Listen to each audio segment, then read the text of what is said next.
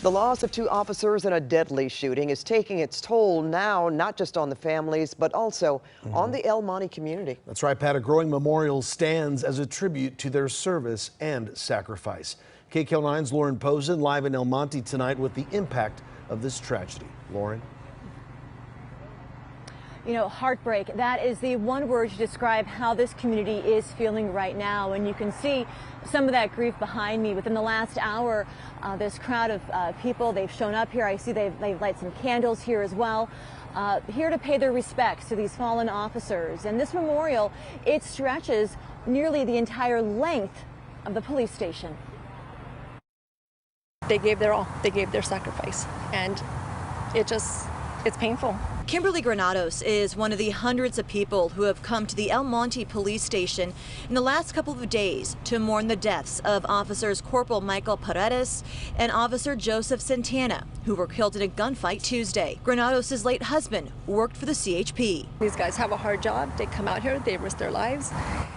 Sometimes I don't think they're always respected at what they do. The entire community of El Monte is still processing this deep loss over the men who lost their lives protecting their hometown.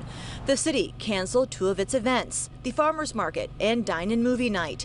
Jose Aguilera owns Big Boy's Barbershop. It's down the street from the police station. Sad to see all those flowers, people walking there, like all the community. You can see the community there. He says everyone who sits in his chair talks about the fallen officers. Everybody feels sad for what happened. They just can't believe what happened. I mean, two officers going to do their service and getting murdered. We have reported on the suspect's long criminal past and the fact he was on probation at the time of the shooting.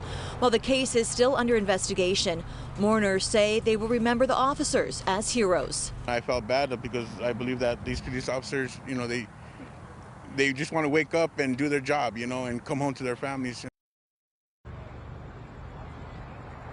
Now, the flowers here, they're from people not just from this community, but also the law enforcement community as well. I've seen bouquets from West Covina, the Covina Police Department, the Covina Dispatch Department.